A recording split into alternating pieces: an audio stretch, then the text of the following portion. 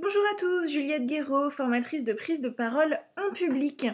Dans cette vidéo, je vais vous guider pas à pas pour comment répondre à cette question que beaucoup de recruteurs posent lors des entretiens d'embauche. Si vous n'avez pas vu la précédente vidéo, je vous conseille d'aller la voir. Elle fait une petite introduction sur justement ces petites questions pièges que les recruteurs aiment bien poser lors des entretiens. Elles s'affichent normalement sur votre écran. Vous êtes prêts ? Première question que il y a de fortes chances qu'un recruteur vous pose. C'est la fameuse question « Parlez-moi de vous ?» Et là, si vous ne l'avez pas préparée, vous êtes là. Alors, qu'est-ce que je raconte ?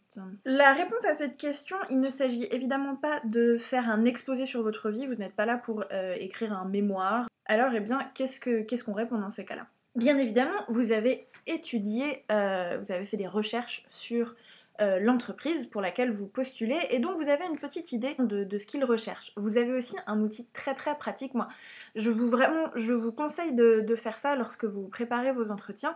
C'est toujours d'avoir à côté de vous, vous savez, la description du poste. Parce que, eh bien, dessus, vous avez le nom du poste pour lequel vous postulez, les compétences qu'ils recherchent, la description des différentes tâches que vous allez avoir et le profil du candidat. Tout ça, en fait, eh bien, ça va vous aider à récupérer des mots-clés que vous allez mettre dans la réponse. Et comme ça, le recruteur va se dire « Oh, dis donc, c'est rigolo, ça me fait penser vraiment au profil qu'on cherche. » Comme de par hasard.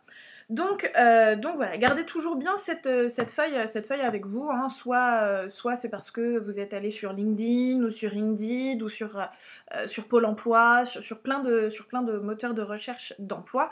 Vous avez toujours cette fiche descriptive avec les compétences, le profil et les différentes tâches que vous aurez à faire en fait en poste. Et donc maintenant que vous avez cette fiche, eh bien posez-vous la question de est-ce que dans mon parcours il y a des éléments qui pourraient correspondre à leur profil.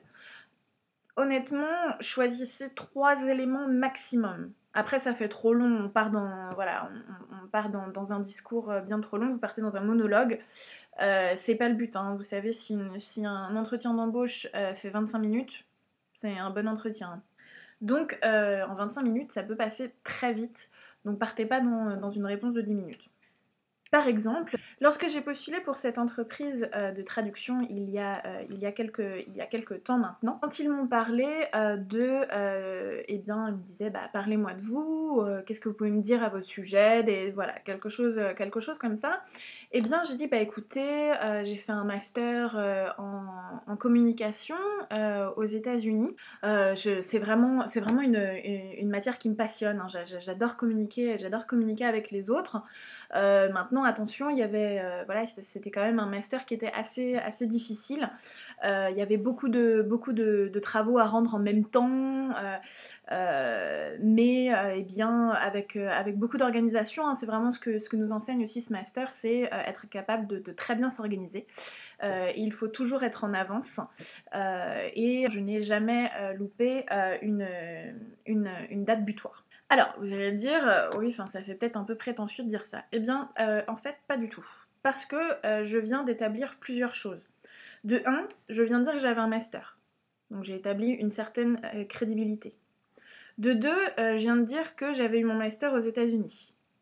L'entreprise de traduction pour laquelle je postulais était une entreprise américaine et moi je postulais en Espagne. Leur entreprise, ils ont des bureaux un peu partout dans le monde. Donc ça veut dire que ça leur fait tilt sur le fait que eh bien, j'ai été face à différentes cultures. Et comme les gens du monde entier qui travaillent pour cette entreprise, eh bien d'un coup là, ça fait tilt. 2 éléments, déjà, juste en cette petite phrase.